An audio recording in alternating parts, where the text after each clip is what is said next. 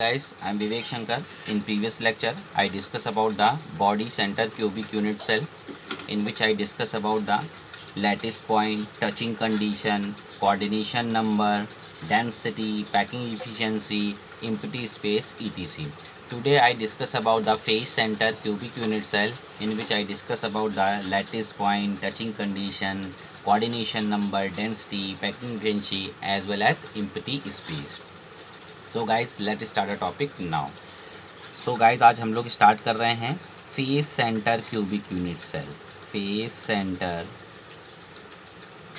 Cubic unit cell. So guys face centre cubic unit cell हम लोग start कर रहे हैं. तो पिछले वीडियो में मैंने आपको बताया था बीसीसी के बारे में.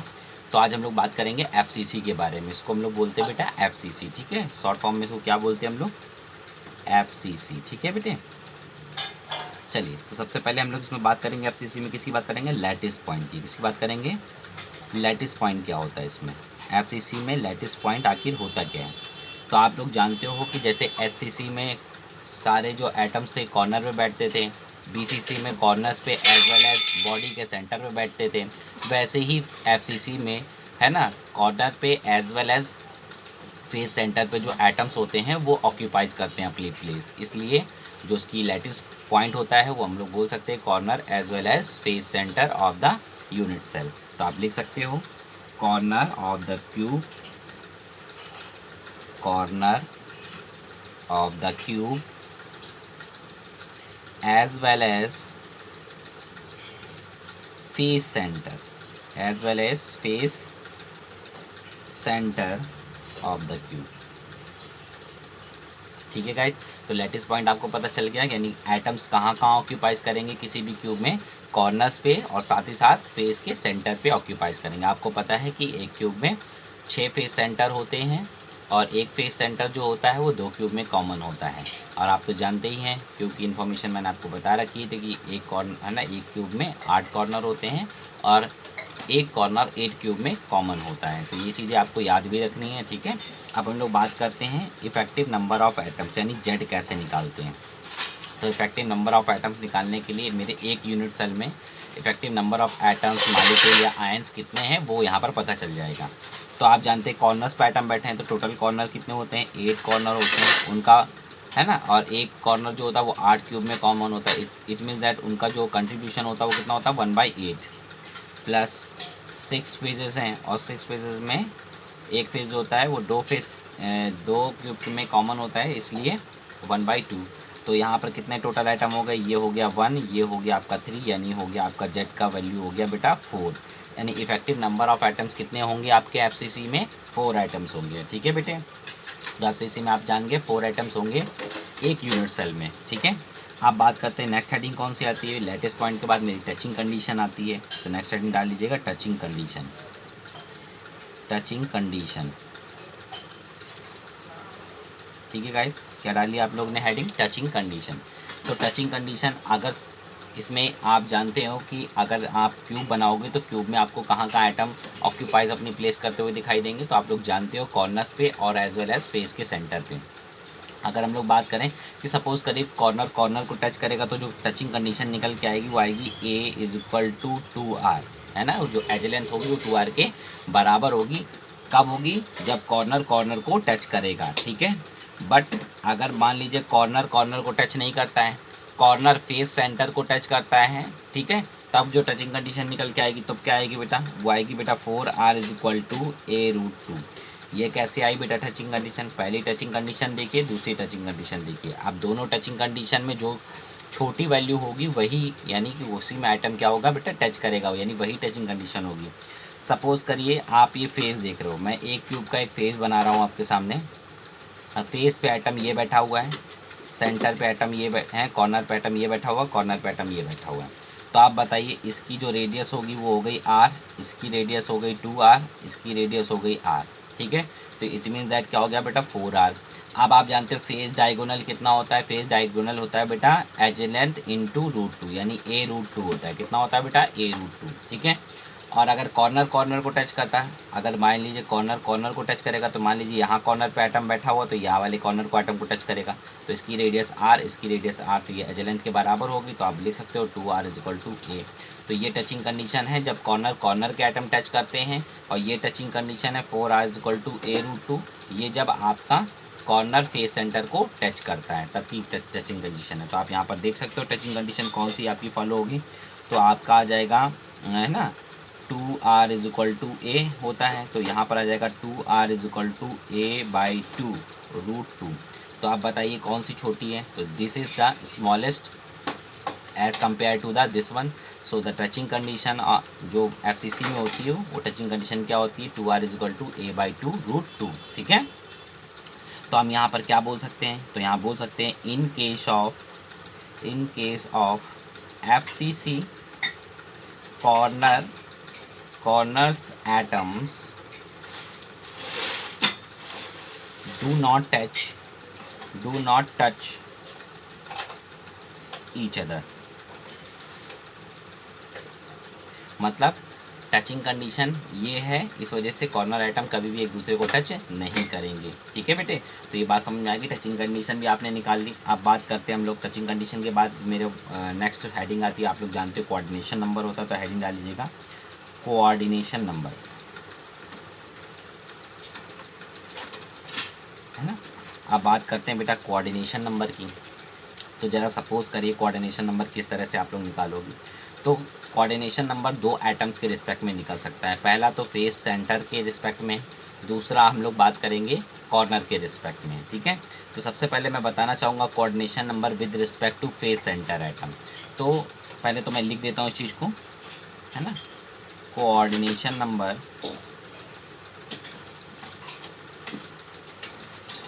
With respect to face centre atom. ठीक है, with respect to face centre atom कितना होगा, साथ ही साथ coordination number with respect to corner atom कितना होगा। तो पहले मैं ये दोनों चीज़ों को लिख देता हूँ, फिर मैं आपको समझाने के बाद बताता हूँ कि कैसे आप कोऑर्डिनेशन नंबर निकालोगे FCC में। विद रिस्पेक्ट टू, है ना, कॉर्नर एटम। ठीक है, चलिए पहले बात करते हैं। अगर मान लीजिए ये फेस है, अब टचिंग कंडीशन क्या है, कॉर्नर आइटम जो होगा वो फेस को टच करेगा, है ना, यानी फेस सेंटर जो आइटम होगा वो चारों कॉर्नर को टच कर रहा होगा। पहले तो ये देख लीजिए, है ना, तो पहले तो चार आइटम तो आपके कॉर्नर वाले हो गए कि नहीं हो गए।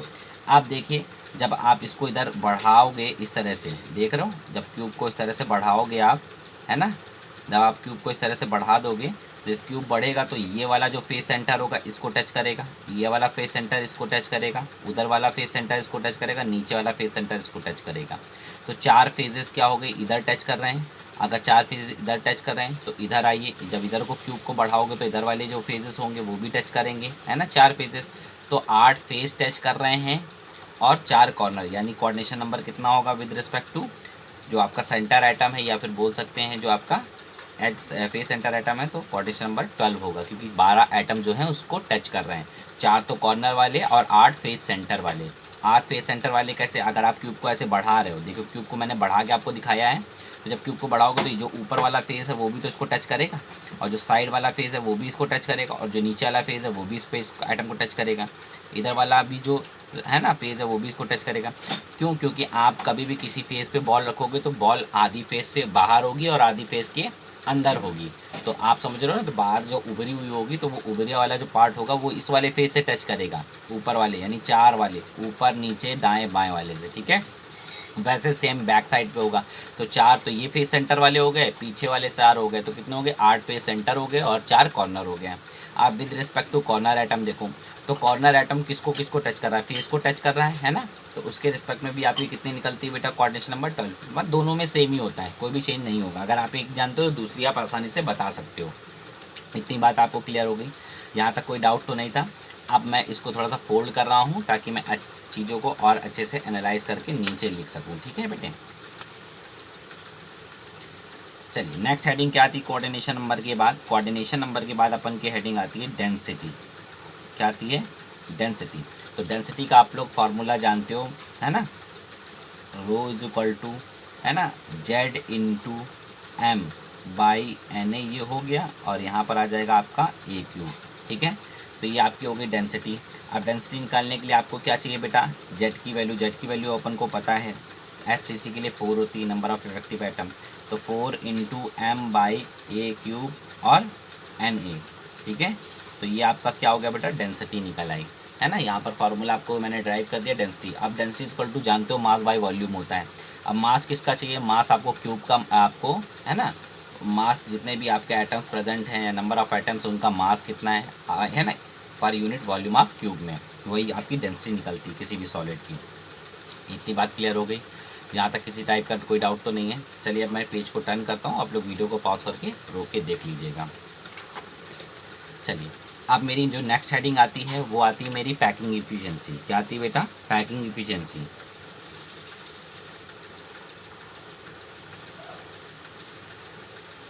है ना, अब मुझे पढ़ना है बेटा पैकिंग इफिशिएंसी। तो पैकिंग इफिशिएंसी मैंने जैसे आपको एससीसी में बताया था, बीसीसी में बताया था, वैसे ही आपकी एफसीसी में भी होगी। तो पैकिंग इफिशिएंसी का फार्मूला क्या होता है, पैकिंग इफिशिएंसी का फार्मूला होता है volume of atom, volume of atom upon volume of cube, upon volume of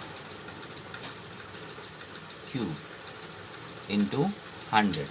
ठीक है, तो अब आप जानते हो पैकिंग इफिशिएंसी निकालने के लिए आपको जेड का वैल्यू चाहिए कि कितने नंबर ऑफ आइटम्स हैं, इंटू, है ना, स्फीयर का जो वॉल्यूम होता है वो होता है 4/3 पाई आर क्यूब अपॉन, नीचे आ जाओ, ए क्यूब, है ना, इंटू इधर आ जाएगा बेटा आपका 100। यहाँ तक कोई डाउट तो नहीं है। चलिए और थोड़ा सिंप्लीफाई कर लेते हैं। अब आप जानते हो जेड की वैल्यू 4 है एफसीसी के लिए, तो आप यहाँ 4 रख सकते हो। अब ए की जगह, क्योंकि आपने पढ़ा था कि 2r is equal to a root, है ना, a/2√2, यही तो पढ़ा था आपने, 2r इज इक्वल टू, बताइए, है ना, ये पढ़ा था। अगर आपसे मैं बोलूँ, ध्यान दीजिएगा, अगर मैं आपसे बोलूँ कि यहाँ से ए की वैल्यू निकालो बेटे, यही टचिंग कंडीशन एफसीसी में आपने पढ़ी थी ना, तो ए की जगह क्या लिख सकते हो, 4r, ये 2 का मल्टीपल होगा तो 4r हो जाएगा, /√2 इन, है ना, इज इक्वल टू ए। तो ए की जगह आप इस वैल्यू को पुट कर सकते हो, तो रख दीजिए, packing efficiency is equal to 4 into 4, है ना, पाई आर क्यूब अपॉन, है ना, अपॉन आपका आ जाएगा इस, यहाँ तो आप लिख सकते हो 3, क्योंकि 4/3 पाई आर क्यूब होता है स्क्वायर का वॉल्यूम, इंटू 4r√2 का क्यूब इंटू 100। अब इसको जब सॉल्व करोगे तो क्या लिख सकते हो, है ना, ये पैकिंग एफिशिएंसी आपकी आएगी।